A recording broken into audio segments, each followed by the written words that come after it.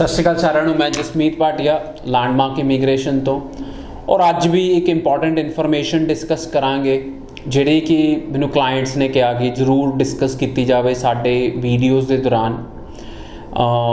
Fake job offers, genuine job offers, fake LMIA, genuine LMIA किनू कहते हैं।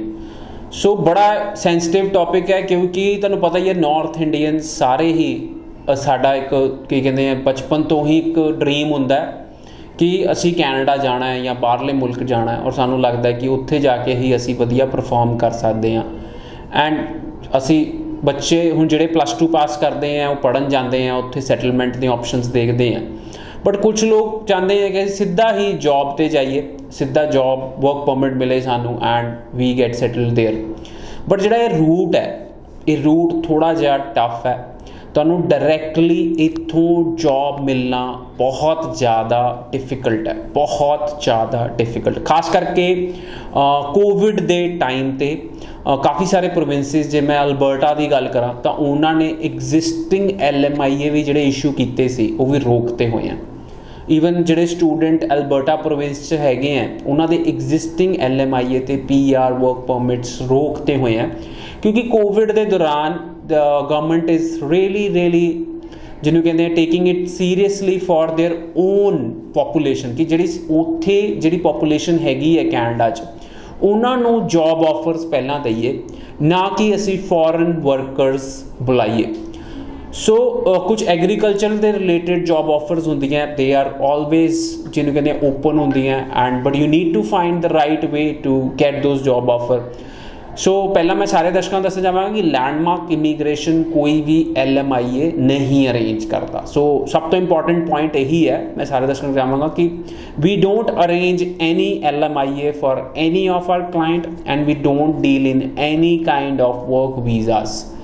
But I want to share this information because मेरे को कुछ letters job offers दियाँ clients ने forward कीतियां, वो देखदियां ही मैं दस सकता सी कि वो फेक जॉब ऑफर्स हैं। उन्होंने किसी कंसल्टेंट के नाल राबता कायम किया और कंसल्टेंट ने कहा कि these are the job offers, तुहाडी जॉब लग गई है, हुण तुसीं मेरे अकाउंट च इन्ने पैसे जमा करवा दो, which is not at all true. This is not at all true. Please avoid these kind of emails जे तुहाडी जॉब लगती है। सो कुछ पॉइंट्स मैं डिस्कस करना चाहांगा। जे तुहाडी जॉब लगती है तो कोई भी employer will not send you email from Canada. So first point, employer will not approach you from Canada. This is really important. कोई भी employer तानू अप्रोच नहीं करेगा कैनेडा तो। कोई कंसल्टेंट जिहड़े कि मिसगाइड करना चाहणगे वो जरूर अप्रोच कर सकते हैं। They can generate some fake job offers to lure you and to get some money out of it. So please इदां दियां ईमेल्स नू पहली गल इग्नोर किया जाए।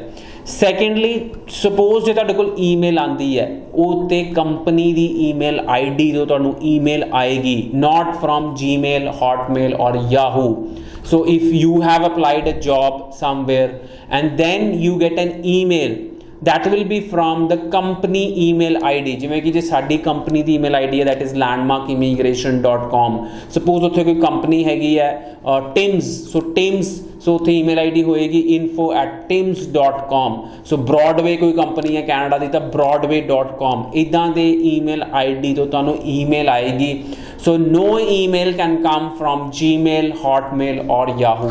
ये बहुत इंपॉर्टेंट पॉइंट है क्योंकि मैं बहुत ज़्यादा देखा लोगों को मिसगाइड होंदियां और इदां दियां चीज़ां विच बहुत फस जाते हैं लोग। So please avoid this. Secondly, suppose तुसी कोई भी जॉब अप्लाई करते हो, सो विदाउट इंटरव्यू तुहानूं कोई भी जॉब अप्रूवल नहीं मिलेगी। सपोज तुसी कोई जॉब अप्लाई करते हो विदाउट इंटरव्यू तुहानूं कोई भी जॉब नहीं मिलेगी। एक राउंड तां मिनिमम एक round, but I will say minimum 2 rounds of interviews will be there. Normally तुसी इंडिया च भी किसी चंगी कंपनी च इंटरव्यू देन जाते हो, 2-3 राउंड होंदे हैं and then they finalise. So when you are applying to Canada there will be 2-3 rounds of interview and then you will finalize. So without interview there will be no confirmed job offer. This is really important क्योंकि काफ़ी सारे लोग ਜਿਹਨੂੰ ਕਹਿੰਦੇ कि they don't have knowledge और वो इस ਚੱਕਰਾਂ 'ਚ फस ਜਾਂਦੇ ने।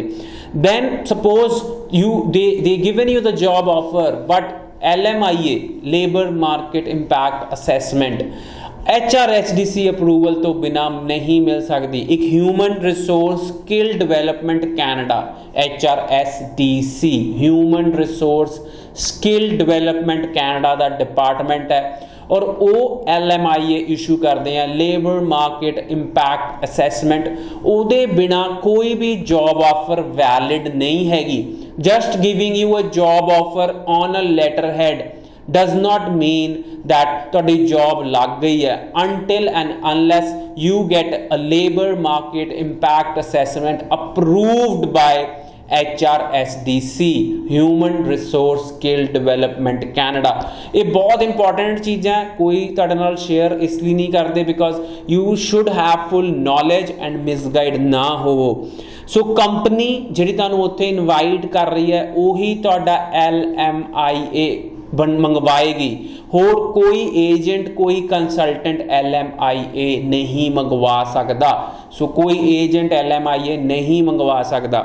सो जे ਅਸੀਂ ਗੱਲ ਕਰੀਏ ਤਾਂ ਕਿਹੜੇ ਲੋਕ ਇੱਥੋਂ ਕਿਹੜੀਆਂ ਸਕਿੱਲਸ ਹੈਗੀਆਂ ਤੁਹਾਨੂੰ ਚਾਹੀਦੀਆਂ ਹੋਣਗੀਆਂ ਜੇ ਮੈਂ ਤੁਹਾਨੂੰ ਗਾਈਡ ਕਰਾਂ ਕਿ ਤੁਸੀਂ ਡਾਇਰੈਕਟਲੀ ਕੰਪਨੀਜ਼ ਅਪਰੋਚ ਕਰੋ।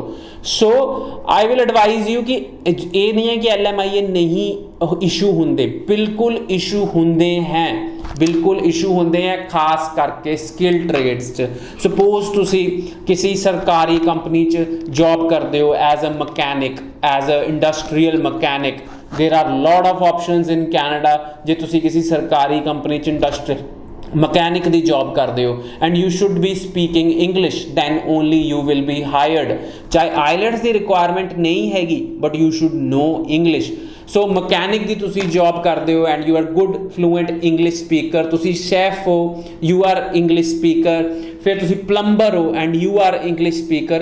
सो इदां दियां skills carpenter plumber heating ventilation welding mechanics they are on high demand in Canada.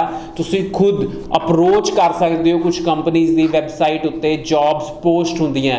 Company HRSDC जिहड़ा डिपार्टमेंट मैं तुहाडे नाल शेयर किया उत्थे भी जॉब्स पोस्ट होंदियां। So you can contact companies directly, send your email resume. They company interested होएगी तुहाडी इंटरव्यू लैणगे और जो इंटरव्यू क्लीयर होंदी है 1 या 2 round then only they will process your LMIA। I feel कि इस वीडियो के दौरान मैं काफ़ी सारे लोगों के डाउट्स क्लीयर किए हैं एंड फिर मैं दोबारा कहूँगा लैंडमार्क इमीग्रेशन कोई भी LMIA वर्क परमिट जॉब्स बिल्कुल डील नहीं करता। But this video is for information क्योंकि मैंने बहुत सारे क्लाइंट्स ने अप्रोच किया विद फेक जॉब ऑफर्स। सो मेरी ड्यूटी बनती सी कि इस ते क्लैरिटी देनी बहुत इंपॉर्टेंट हैगी है। So anybody who wish to apply for student PR or tourist visa dependent visa you can get in touch with us। we can send your email for assessment at info@landmarkimmigration.com and you can also WhatsApp us at 90413 90412 and you can call us and our team will get back to you as soon as possible। So kindly subscribe to our YouTube channel Landmark Immigration and you will get relatively very correct information from our YouTube channel। Thank you।